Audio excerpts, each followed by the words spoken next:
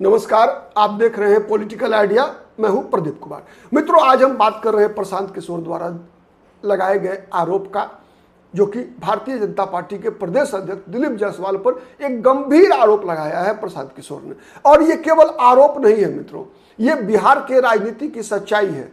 कहें तो मोटे तौर पे पूरे देश की राजनीति की सच्चाई है। उनका मूल रूप से 3 आरोप है दिलीप जायसवाल पर। एक सबसे बड़ा आरोप है कि दिलीप जायसवाल एक क्लर्क के रूप में जो माता गुजरी मेडिकल कॉलेज जो किशनगंज का है उसमें शामिल हुए थे और उस क्लर्क से वो जो है उस कॉलेज पर कब्जा कर लिया। एक सबसे बड़ा आरोप है कि सिख समुदाय के द्वारा संचालित, अल्पसंख्यक समाज के द्वारा संचालित स्थापित माता गुजरी मेडिकल कॉलेज पर दिलीप जायसवाल ने कैसे कब्जा कर लिया, इस बात की जांच होनी चाहिए। नंबर 1।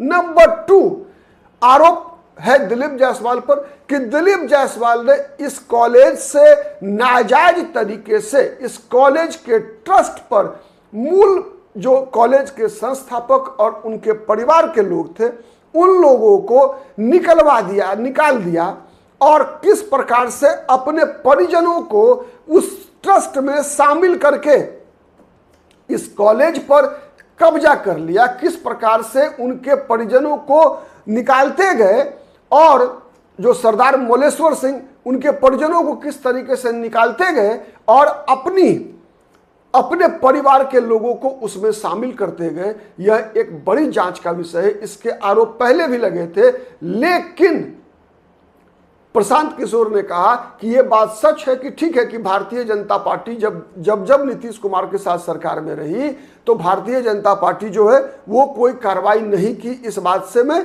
समझ सकता हूं, लेकिन उन्होंने सवाल उठाया कि राष्ट्रीय जनता दल जब नीतीश कुमार के साथ सरकार में थी और राष्ट्रीय जनता दल से तेज प्रताप यादव और तेजस्वी यादव दोनों भाई बारी बारी से बिहार में मंत्री बने, तो उन लोगों ने क्यों नहीं कार्रवाई की। इसका कारण बताते हुए प्रशांत किशोर ने कहा कि राष्ट्रीय जनता दल के भी कई ऐसे नेता हैं जो कि दिलीप जायसवाल से उपकृत हुए। प्रशांत किशोर ने यह आरोप लगाया कि राबड़ी देवी जिस प्रकार से सुनील कुमार सिंह को अपना मुंहबोला भाई मानती हैं, वैसे ही दिलीप जायसवाल को भी बिहार की पूर्व मुख्यमंत्री अपना भाई मानती है। ये बड़ा आरोप जो है प्रशांत किशोर ने लगाया और अपने आरोप के समर्थन में कई सबूत भी पेश किए। सबसे बड़ा सबूत यह था कि अब प्रशांत किशोर के प्रेस कॉन्फ्रेंस में जो संस्थापक माता गुजरी मेडिकल कॉलेज के रहे हैं, सरदार मोलेश्वर सिंह के पुत्र गुरदयाल सिंह, पुत्री अमृत कौर, गुरमीत कौर और गुरिंदर पाल आदि को भी अपने साथ, प्रशांत किशोर के साथ ये सभी लोग मौजूद थे, ठीक है। और इन सभी ने इस मामले की जांच सीबीआई और इन्फोर्समेंट डायरेक्टरेट ईडी से कराने की मांग किया है। प्रशांत किशोर ने कई आरोप लगाया, ठीक है। सबसे पहले कहा कि ये जो कॉलेज पर कब्जा किया गया है ये राबड़ी देवी के सहयोग से, राबड़ी देवी की सरकार के कार्यकाल में और उसके सहयोग से ये मेडिकल कॉलेज पर कब्जा किया गया है दिलीप जायसवाल के द्वारा। इसके पीछे बहुत बड़ी साजिश है, ठीक है। और इस साजिश का पर्दाफाश जो है होना चाहिए कि किस तरीके से इसका निजी स्वार्थ के लिए जो है इसका फायदा उठाया है। इतना ही नहीं बल्कि इसमें जब आरोप लगा दिलीप जायसवाल पर तो आरोप की जांच हुई और जांच रिपोर्ट में क्लीन चिट दिलीप जायसवाल को देने वाले जो किशनगंज के पुलिस अधीक्षक थे तत्कालीन, उनकी पत्नी को भी बिना कोई एडमिशन टेस्ट के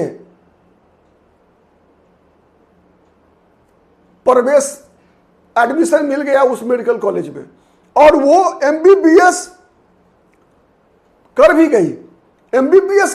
ये एक अलग आरोप लगा। लगाया है प्रशांत किशोर ने कि वो भी एमबीबीएस कर गए। मैंने जिसको जांच करने की, जिस अधिकारी को जांच करने की फॉर्मेलिटी पूरा करने की, मैं कर रहा, अब सही समझ में आएगा आपको, जांच का फॉर्मेलिटी पूरा करने का, एक दिखावा के लिए करने की जिम्मेवारी दी गई, उस पुलिस अधीक्षक ने बदले में घूस में मैंने दिलीप जायसवाल को क्लीन चिट देने के लिए अपनी पत्नी का बिना एडमिशन टेस्ट के नामांकन करवा लिया वहां पर कॉलेज में, और वहां से डिग्री भी ले ली, एमबीबीएस बन भी गई। ये एक अन्य आरोप लगा।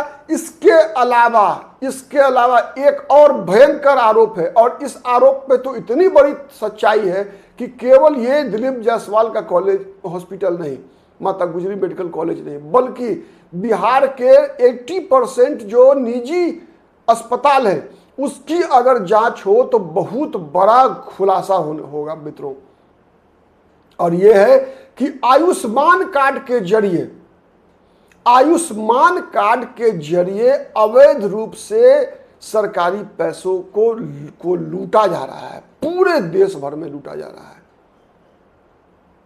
आयुष्मान कार्ड के जरिए, मैं गंभीरता से बता रहा हूं, आप भी अपने आसपास जाकर पता कीजिए। पहले जिस मरीज का, जिस बीमारी का इलाज 5,000 रुपये में हो जाता था, आज उसके लिए 2 लाख रुपए का बिल बनाया जा रहा है। कई मरीजों का अस्पताल में इलाज के दौरान अगर दवाई से ठीक होने वाली बीमारी थी तो चूंकि दवाई का बिल बनेगा 2,000, 3,000, 5,000 रुपयों का, उसका भी जबरदस्ती ऑपरेशन करके 2 लाख, 3 लाख का बिल बनाया जा रहा है। ये एक रैकेट आयुष्मान कार्ड के पैसों की लूट के लिए मची हुई है। आपने गौर किया होगा कि इधर 2, 3, 4 साल के अंदर में, और ये रफ्तार बनी हुई है, बढ़ ही रही है, प्रतिदिन लगातार निजी अस्पताल बन रहे हैं। और निजी अस्पताल कैसे बन रहे हैं? तो होटल दिखेगा आपको, वो अस्पताल कम, डॉक्टर नहीं मिलेंगे वहां पे, हाँ बेड मिलेगा, इक्विपमेंट्स मिलेंगे, मतलब ऐसा सब कुछ मिलेगा जिससे कि वहां अगर मैंने डॉक्टर का फीस 500 रुपया तो उस होटल या हॉस्पिटल जो भी कह लीजिए आप, उसके एक रूम का किराया 5,000 रुपया होगा। और इस प्रकार से सरकार के पैसों की लूट मची हुई है आयुष्मान कार्ड के जरिए। उतना ही नहीं, आयुष्मान कार्ड के जरिए फर्जी मरीजों का भी इलाज किया जा रहा है। मतलब आपका इलाज हुआ नहीं, आपका कार्ड लिया, नंबर लिया, 5 लाख का बिल बना, 10,000 रुपया किसी गरीब को दे दिया गया जिसका आयुष्मान कार्ड है, और 4,90,000 रुपया हड़प लिया कोई अस्पताल वाला, कोई माफिया। तो ये खेल भी चल रहा है, और इसी खेल में प्रशांत किशोर का आरोप है कि दिलीप जायसवाल भी शामिल हैं। इसी खेल में दिलीप जायसवाल भी शामिल हैं। तो ये जितने भी गंभीर आरोप हैं, इसकी निश्चित रूप से कहीं ना कहीं जांच होने की आवश्यकता है, जांच कराए जाने की आवश्यकता है। ठीक है, ये केवल राजनीतिक साजिश नहीं है। भारतीय जनता पार्टी के प्रवक्ता ने इसे बेबुनियाद, तथ्यहीन और सीधा राजनीतिक साजिश बताया। मैं इस बात से सहमत नहीं हूं। किसी भी कीमत पर जितने गंभीर आरोप हैं, इन आरोपों की जांच अविलंब होनी चाहिए। ये बड़ा आरोप है और ये आम आरोप है, ये खुलेआम होता है। ये राजनीतिक दल के लोग इस प्रकार के भ्रष्टाचार के मामलों में सबकी आम सहमति होती है कि तुम भी लूटो, हम भी लूटो, तुम्हारे लूट पे हम चुप रहे, हमारे लूट पे तुम चुप रहो। तब तक, जब तक कोई अदालत का फैसला ना आ जाए, तब तक ये सब के सब एक दूसरे को लूट में सहयोग करते रहते हैं। कई उदाहरण आपको मिलेगा। आप देखते हैं, कभी भी कोई भी राजनीतिक दल बिहार में कभी सृजन घोटाला पे कोई आंदोलन किया है क्या? नहीं किया है। मुजफ्फरपुर बालिका गृह कांड पे आंदोलन किया है क्या? नहीं किया है। क्यों नहीं किया? इसलिए कि सबके सब ने फायदा उठाया है। कभी कोई बिहार राज्य पुल निर्माण के द्वारा और एसपी सिंगला कंस्ट्रक्शन कंपनी के द्वारा बनाए जा रहे पुल और पुलिये जो हर साल 10 की संख्या में गिरते हैं, उस पर कोई सवाल उठाता है क्या? नहीं उठाता है। कोई रिशु श्री के बारे में चर्चा कर रहा है क्या? नहीं कर रहा है। क्यों नहीं कर रहा है? इसलिए कि इस हमाम में सब के सब नंगे हैं, सब के सब हड़प कर बैठे हुए हैं। इसमें सहमति है। आज के लिए इतना ही। बहुत बहुत धन्यवाद। नमस्कार। जय हिंद, जय भारत।